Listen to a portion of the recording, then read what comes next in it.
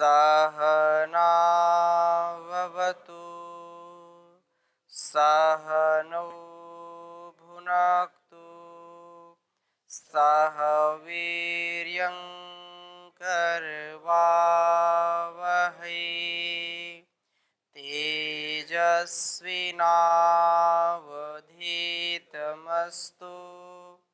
मा विद्विषावहै।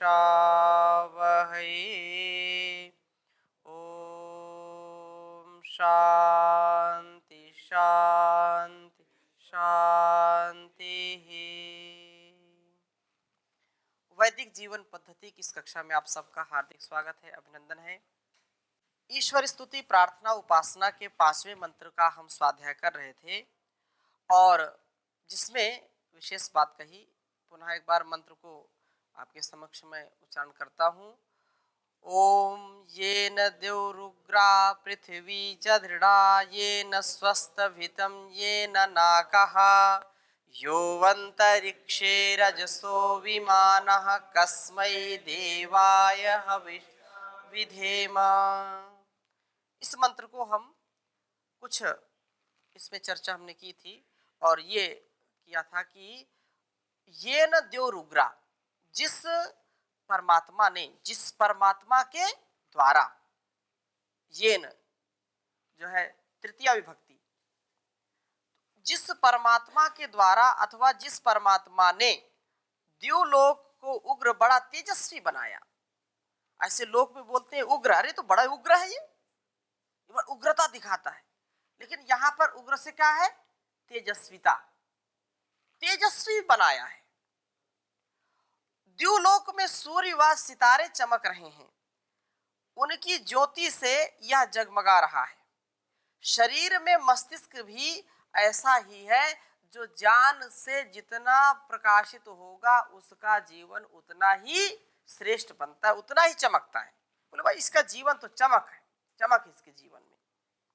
तो वह परमात्मा इस मस्तिष्क को ज्ञान विज्ञान युक्त बनाता है और वो हमारे ऊपर निर्भर करता है, हमारे गुणकर्म स्वभाव के ऊपर निर्भर करता है।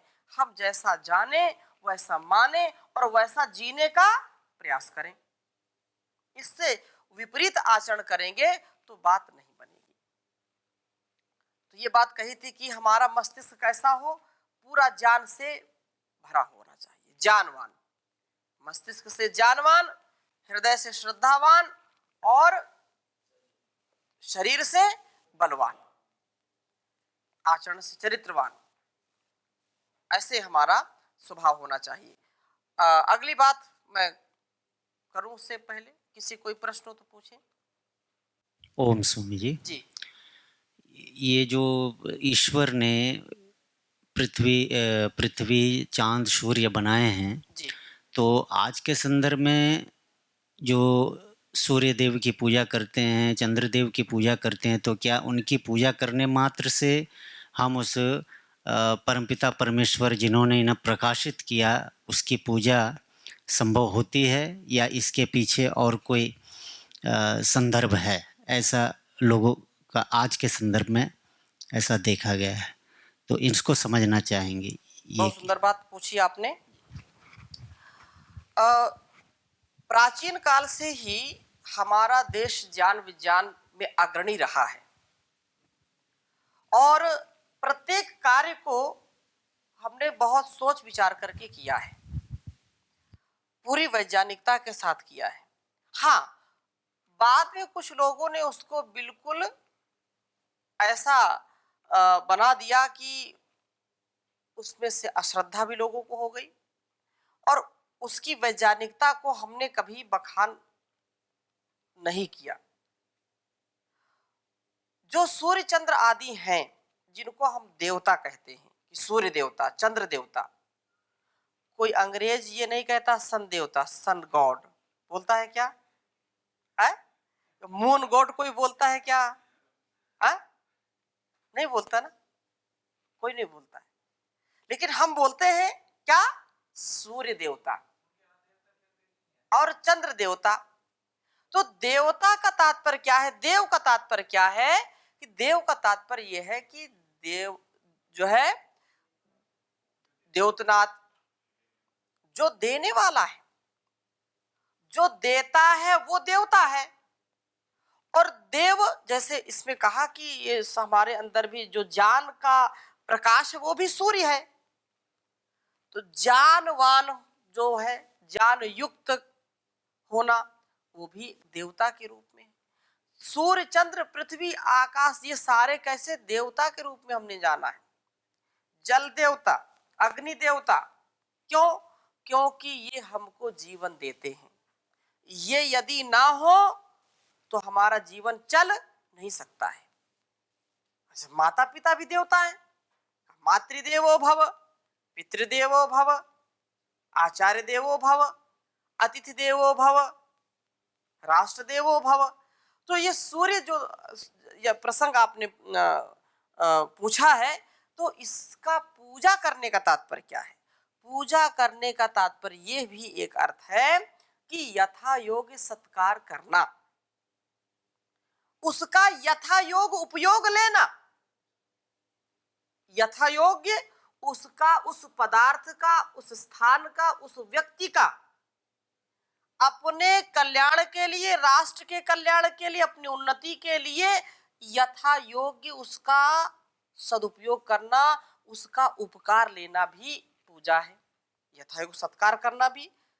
तो हम जब उसको अर्घ देते हैं तो एक वैज्ञानिक कारण है, उसके जब सूर्य उदय होता है, प्रकाशित होता है, और हम जब अर्घ देते हैं तो सूर्य की जो किरणें हैं जल से, बीच जल के बीच से जब हमारे शरीर पर पड़ती है तो उसका विशेष प्रभाव होता है। और हम सूर्य से कुछ सीखते हैं, कुछ सांकेतिक ज्ञान हमको होता है। हम संसार में सब कुछ हमारे सीखने के लिए है, हम उसमें खोज तो करें। सूर्य जब उदय होता है, यद्यपि ये प्रक्रिया है, सूर्य ना कभी अस्त होता है ना कभी उदय होता है, वो तो एक जैसा रहता है, लेकिन एक विधान है परमात्मा का। तो हम ये कहते हैं सूर्य उदय हो रहा है और सूर्य अस्त हो रहा है। तो सूर्य जब उदय होता है तो भी एक ही रंग का होता है, और जब अस्त होता है तो भी एक ही रंग का होता है। सन्यासियों का भी वस्त्र इसी प्रकार से होता है। इससे क्या है कि सूर्य हमको ज्ञान दे रहा है। क्या ज्ञान दे रहा है? कि हमको सुख में, दुख में, मान में, अपमान में, धनी हो या निर्धन हो, एक समान जीवन जीना चाहिए। वो प्रकाश देता है हमको। तो हमारे जीवन में भी ऐसा जो ये मस्तिष्क रूपी यंत्र जो परमात्मा ने दिया है, उसमें भी हम प्रकाश करें, ताकि जैसे सूर्य संसार को प्रकाश दे करके सबके जीवन को चलाता है, वैसा मेरे अंदर भी सामर्थ्य आए कि अपने जीवन को मैं जगमग कर पाऊं, ज्ञान से पूरा परिपूर्ण कर पाऊं, दिव्य जीवन जी करके अपनी अपूर्णताओं को धाराशायी करके पूर्ण प्रज्ञ बन जाऊं, और इस संसार को एक नए सुख, समृद्धि, यश, कीर्ति से ऊंचा उठाऊं। तो इसलिए भी हम उनका जो है पूजन करते हैं। पूजन का मतलब उनसे कुछ सीखते हैं, उनसे कुछ लेते हैं। सूर्य की किरणें यदि पृथ्वी पर ना पड़े तो हाहाकार मच जाएगा। लेकिन देखो संतुलन कितना है। सूर्य और पृथ्वी का जो अंतराल परमात्मा ने बनाया है, इतना भी धूप नहीं आती, इतनी भी किरणें तीव्र नहीं आती हैं कि यहां सब जल करके खाक हो जाए। एक व्यवस्था उसने बना रखी। हाँ, हमारी कमी के कारण जो आपदाएं आ रही हैं, जैसे ओजोन परत का क्षरण हो रहा है लगातार, ग्लेशियर पिघल रहे हैं, तो किसकी कमी है? हमने इतना ग्लोबल वार्मिंग की है, इतने जो है प्रदूषण फैलाए हैं, तो उसका परिणाम भी हमको भोगना पड़ेगा। इसलिए हम सूर्य से सीखें संतुलित जीवन जीना। यद्यपि वो प्राणवान नहीं है, परमात्मा के द्वारा बनाया है, लेकिन उससे सीखने के लिए हमारे जीवन में पूरा वो जीवन है, जीवंत उदाहरण है वो। और वेद भी उदाहरण देता है। अब ये तो सूर्य की बात रही, चंद्रमा से क्या सीखें? शीतलता सीखें। चंद्रमा की किरणें जब धरती पर पड़ती हैं तो पूरी पृथ्वी क्या हो जाती है? शीतल हो जाती है। कुछ वनस्पतियां सूर्य के प्रकाश से विकसित होती हैं और कुछ वनस्पतियां, कुछ औषधियां चंद्र के प्रकाश से अस्तित्व में आती हैं। उनमें गुणों का आधार होता है। सूर्य से हम बहुत ऊर्जा से भरपूर हों, तेज से भरपूर हों, और चंद्र से क्या सीखें? शीतलता। इसलिए परमात्मा ने सूर्य भी बनाया, चंद्र भी बनाया। बोले सूर्य की आवश्यकता थी, चंद्र की क्या आवश्यकता थी? हमारे जीवन में दोनों संतुलन चाहिए माय डियर। क्या? मन भी हमारा उत्साह में हो और उत्साह में अति उत्साह ना आ जाए कि हम किसी की हानि कर दें, इसलिए शीतलता भी चाहिए। शत्रुओं के नाश के लिए, अन्याय, अधर्म, अहंकार, अत्याचार के दमन के लिए सूर्य जैसा प्रकाश चाहिए, और आत्मिक परस्परता, प्रेम, करुणा, वात्सल्य के लिए चंद्रमा जैसी शीतलता चाहिए। वो कितना आनंद आता है चंद्रमा की रोशनी जब पड़ती है पृथ्वी पर, तो सारा संसार कितना आनंदित होता है। मन भी ठंडा ठंडा, कूल कूल हो जाता है, अनुकूल हो जाता है। इसलिए भगवान शिव के जो आदि योगी जिनको कहते हैं, उनके मस्तक पर क्या होता है? चंद्रमा। क्योंकि चंद्रमा शीतलता का प्रतीक है, इसलिए हम उससे कुछ सीखें। हमेशा दिमाग को क्या करें? ठंडा रखें, संतुलित रखें। कुछ लोग बड़ा दिमाग गर्म कर लेते, मेरा दिमाग बहुत गर्म, मेरे से बात मत करना, मेरा मूड ऑफ हो गया, मैं बहुत टेंशन में हूं।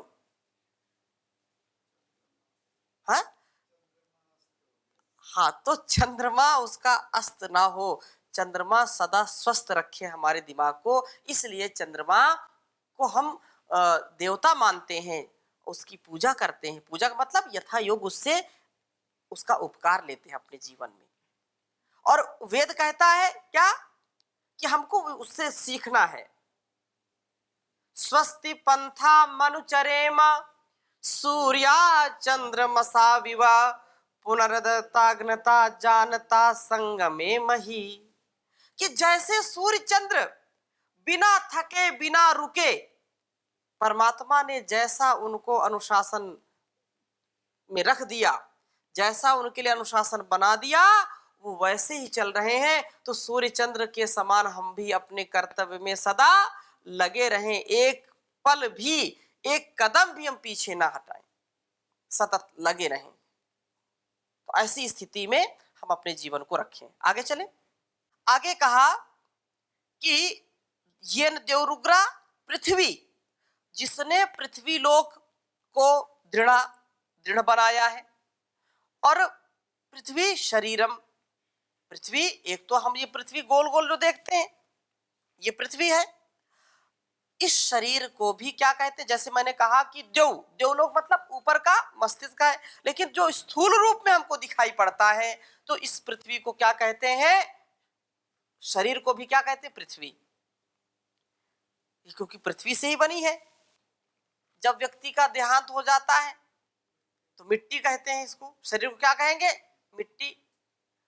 कहीं से अगर मिट्टी लानी पड़े तो क्या कहें? उसका पार्थिव शरीर आया है, उसका पार्थिव शरीर आया। पृथ्वी से बना हुआ शरीर, उसको पार्थिव बोलते हैं। तो ये पृथ्वी शरीरम, यह शरीर ही पृथ्वी लोक है। जैसे पृथ्वी दृढ़ है, इतने आघातों को सहती हुई पृथ्वी कभी कंपित नहीं हो उठती है।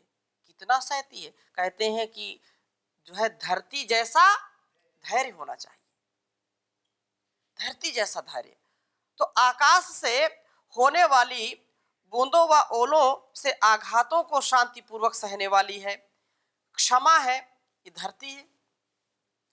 ये धरा है क्षमा,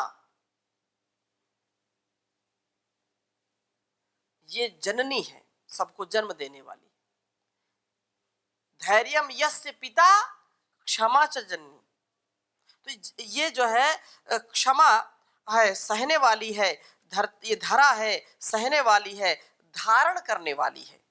ठीक इसी प्रकार से हमारा शरीर पत्थर के समान दृढ़ हो, ऐसी प्रार्थना है। अस्मा भव नस्तनु, हे परमात्मा मेरा शरीर कैसा हो, वज्र की भांति हो, जैसे पत्थर, फौलाद जिसको बोलते हैं, फौलादी शरीर होना चाहिए। ऐसा होगा तो ही हम इस धर्म, अर्थ, काम और मोक्ष की प्राप्ति कर सकते हैं, और कोई दूसरा उपाय नहीं है। तो ये बात कही। और जिसका शरीर बड़ा सा जो है ढीला ढाला है, जिसने व्यायाम प्राणायाम नहीं किया, हाँ हो सकता है इसमें कोई किसी को अपने शरीर के ऊपर घमंड भी नहीं करना चाहिए, और जो है कोई बिल्कुल उसमें भी ना चला जाए अवसाद में, ओहो मेरा शरीर तो फौलादी नहीं है, मैं तो बड़ा दुबला पतला हूँ। कुछ लोग इसी अवसाद में चले जाते हैं, तनाव हो जाता है, टेंशन में आ जाते हैं कि मैं तो बड़ा बलिष्ठ नहीं हूँ, और जो बहुत मोटा ताजा होता है वो सोचता है मैं पतला हो जाऊं। तो दोनों स्थितियां नहीं होनी चाहिए। जैसा भी शरीर है वो पूर्ण स्वस्थ होना चाहिए, और नहीं है तो, और कुछ लोगों को बचपन से उनके शरीर दुबले पतले होते हैं, तो इसमें ऐसा नहीं, रोग प्रतिरोधक क्षमता होनी चाहिए, सारे कार्यों का वहन करने की सामर्थ्य उनके अंदर होनी चाहिए। ऐसा यदि करेंगे तो निश्चित रूप से हमारा शरीर अच्छा होगा। शरीर के लिए आहार वैसे करें, ऐसे थोड़ा शरीर बढ़ जाएगा। यदि शरीर किसी का कमजोर है तो उसको व्यायाम करना चाहिए, प्राणायाम करना चाहिए, आसन करना चाहिए, ध्यान करना चाहिए, और अच्छे अच्छे पदार्थों का सेवन करना चाहिए, संयमित जीवन जीना चाहिए। अब केवल प्रार्थना करने से ईश्वर हमारे शरीर को वज्र जैसा थोड़ी बनाएगा, अरे उसके लिए पुरुषार्थ करना पड़ेगा। अब कोई रसगुल्ला रसगुल्ला चिल्लाता रहे, लड्डू लड्डू कहता रहे, तो उसकी जो है जुबान में रसगुल्ला थोड़े आ जाएगा, मिठास कैसे आ जाएगी। हाँ ये है कि हमारे अंदर सब कुछ होता है, लेकिन ये समझाने के लिए एक चर्चा है, और जो यथार्थ, जो अति व्यवहारिक चीजें हैं। तो प्रार्थना हमको करनी है, लेकिन प्रार्थना के साथ साथ उतना पुरुषार्थ भी करना है, आहार विचार व्यवहार वैसा करना है। जब ऐसा करेंगे तब हमारा शरीर बलिष्ठ होगा। केवल कहने मात्र से नहीं कि हम जो है 1000 दंड लगाएंगे, 1000 दंड लगाएंगे, और एक भी दंड नहीं लगा रहे, तो उससे लाभ क्या मिलेगा? शरीर बलशाली नहीं होगा ना। तो शरीर की बलवत्ता को बढ़ाने के लिए, उसको कठोर बनाने के लिए पुरुषार्थ करना पड़ेगा। और ऐसा जो करेगा वही केवल कहने से नहीं, कि अग्नि अग्नि चिल्लाए तो उसका जुबान ही जल जाए। अस्तु आगे चलते हैं। तो ये पृथ्वी है, और आगे क्या कहा, स्वस्तभितम येन ना कहा। तो परमात्मा ने क्या कहा, जो है स्तभितम, थामा है। स्तभितम का तात्पर्य क्या है, उसने इसको थाम रखा है, उसने इसको क्या किया है, धारण किया हुआ है, आधार दिया हुआ है। वो जगदाधार है। क्या है वो?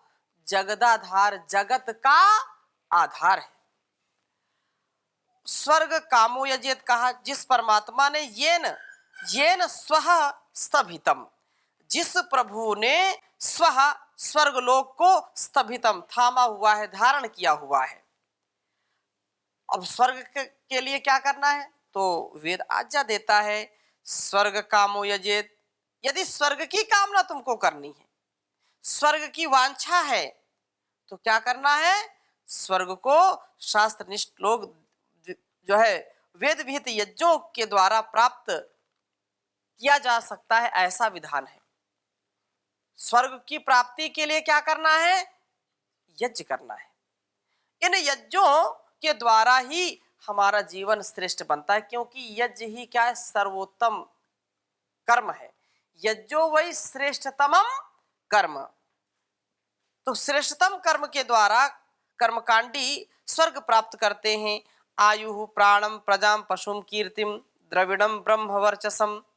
ब्रह्मवेद के मंत्र के अनुसार वहां स्वर्ग में दीर्घायुष्य है, प्राण शक्ति है, उत्तम गवादी पशु है, उत्तम प्रजा है, कीर्ति है, संपत्ति है, ब्रह्म तेज है। इन सब वस्तुओं के होने पर घर सचमुच स्वर्ग बन जाता है। यही बात यहां है। और आगे क्या कहा? ये न जिसके द्वारा ना कहा, ये न जिस प्रभु ने ना कहा, अर्थात मोक्ष लोक में जो है मोक्ष लोक का निर्माण किया है, स्थगित जिसने थामा है, जिसने मोक्ष को थामा हुआ है, उन्हीं यज्ञों को जो जब ये लोग निष्काम होकर के कर्म करते हैं, ब्रह्म काम होकर के यज्ञ आदि का अनुष्ठान करते हैं, तो ये कर्म ही अकर्म हो जाते हैं। कर्म किया है लेकिन क्या है? निष्काम कर्म किया है, आप्त काम होकर के कर्म किया है, ब्रह्म काम होकर के कर्म किया है। ऐसी स्थिति में व्यक्ति संग व फल को छोड़ करके किए गए ये यज्ञ मनुष्य को मोक्ष का अधिकारी बना देते हैं। कोई संग नहीं, कोई लाग लपेट नहीं है, किसी से कोई ईर्षा द्वेष नहीं है, अपने कर्तव्य को करते चले जाएंगे बस। तो शुभ कर्म दुनिया में करता चला जा, तो शुभ कर्म दुनिया में करता चला जा, छूटेगा आवागमन धीरे धीरे, मिलेगी प्रभु की शरण धीरे धीरे, तू कर बंदगी और भजन धीरे धीरे, सुने कान तेरे सदा वेदवाणी, सुने कान तेरे सदा वेदवाणी, तू कर वेदवाणी मनन धीरे धीरे, मिलेगी प्रभु की शरण धीरे धीरे। ये धीरे धीरे ही संपन्न होगा। अतः उस परमात्मा ने जो ये मोक्ष को धारण किया है, जिसने स्वर्ग को धारण किया है, उसकी शरणागति को हम प्राप्त हों। और आगे क्या कहा? जो ब्रह्म मह्यम दत्वा व्रजद ब्रह्मलोकम, जो मुझे लौटा करके ब्रह्मलोक को प्राप्त कर लो, कामना से ऊपर उठ करके किए गए कर्म ही अकर्म हो जाते हैं, और इनसे मनुष्य मोक्ष अर्थात नाक लोक का भी सुख प्राप्त करता है, उसका भी लाभ लेता है वह। यह जो अंतरिक्षे रजसो विमानः, जो परमात्मा, जो प्रभु इस अंतरिक्ष में रजसः लोक लोकांतरों को विमानः विविध उद्देश्यों से बना रहे हैं। शास्त्र विरुद्ध कर्म ही विकर्म है। इन विकर्मियों के लिए ही विविध लोकों का निर्माण किया गया है। कर्मानुसार उस लोक में जीव को भी जो है, लोक में जीव को प्रभु जन्म देते हैं। अलग अलग जिसका जैसा गुणकर्म स्वभाव है, उसको वैसे ही जन्म में, उसको वैसे ही योनि में भेजता है। उस परमात्मा ने हमारे कर्मों के अनुसार ही हमको जीवन दिया है, वैसा भोग दिया है। क्योंकि कहा कि अवश्यमेव भोक्तव्यम कृतम कर्म शुभाशुभम, न भुक्तम क्षीयते कर्म जन्म कोटि शतैरपि। जैसा व्यक्ति कर्म करता है मन से, वाणी से, व्यवहार से, उसको वैसा ही फल मिलेगा। यदि बबूल बोया है तो आम कहां से मिलेगा खाने के लिए? नहीं मिल सकता है। किसी के लिए आपने कांटे बोए हैं और आप कल्पना करो कि मेरे लिए फूल बिछ जाएं, तो ऐसा होता नहीं है। हाँ, यदि आपको लगता है कि नहीं मैंने तो देखा उसने उसको कांटा बोया और उसको फूल मिले, तो ये केवल हमारी भ्रांति है मन की। वो कभी ना कभी जो जिसने किया है उसको वैसा मिलेगा ही मिलेगा। अतः हम उस परमात्मा के द्वारा बनाए गए नियमों के अनुसार चलें, उसके जो द्वारा बनाए गए कर्मों का हम पालन करें, उपदेश आदेश संदेश का पालन करें। और अगली बात क्या कही, उस कसमई आनंद स्वरूप सुख स्वरूप कसमई देवाय हविषा विधेम, हम उस परमात्मा के दिव्य गुणों का, उस जो क्योंकि दिव्य गुणों का वो पुंज है, उसको जो है दिव्य भक्ति उसकी हम करें। उस सुख पुंज को देने वाले हविषा दान पूर्वक अदन से विधेम हम पूजा करें। प्रभु आनंदमय है, चूंकि देने वाले हैं और दिव्य गुणों के पुंज हैं। आनंद प्राप्ति का उपाय दान व दिव्य गुणों को अपनाना ही है। उस प्रभु की पूजा का प्रकार भी उस प्रभु की भांति देने वाला बनाता है। निश्चित रूप से इस मंत्र को हम ऐसे समझें कि हमारा मस्तिष्क दीप्त हो, शरीर दृढ़ हो, हम यज्ञादि कर्मों से स्वर्ग का लाभ करें, कामना से ऊपर उठ करके मोक्ष को प्राप्त करें, कभी भी विकर्मों में फंसकर लोक लोकांतरों में नहीं भटकें, प्रभु की भांति दानशील बन करके प्रभु के उपासक बने। यदि हम उसके उपासक बनेंगे तो निश्चित रूप से हमारे अंदर भी जो परमात्मा की उदारता है या उसका जो रचना वाला भाग है वो हमारे अंदर भी आएगा। अर्थात हम जो दूसरों से पाए हैं, गुरुजनों से पाए हैं, माता पिता से पाए हैं या इस लोक से पाए हैं, वही तो हम लोग को देते हैं। हमारा खुद का कोई ज्ञान है क्या? हमारा कोई खुद का सामर्थ्य है क्या? इस शरीर को भी माता पिता से पाया, इस संसार के भोज्य पदार्थों से इसको बलिष्ठ किया और इसी के लिए अपने को लगाना है। तो उस परमात्मा ने दिव्य शरीर दिया है, दिव्य आत्मा का आधार इस शरीर में किया है, तो हम दिव्यता से परिपूर्ण होंगे तो दिव्यता का भी आधार सबके अंदर करने का सामर्थ्य आएगा। हमारे अंदर प्रकाश है तो दूसरों को भी प्रकाश देंगे। यदि खुद अंधेरे में है तो दूसरों को कैसे टार्च दिखाने काम करेंगे? कभी ऐसा नहीं हो सकता है। तो बहुत ही सुंदर ये मंत्र है।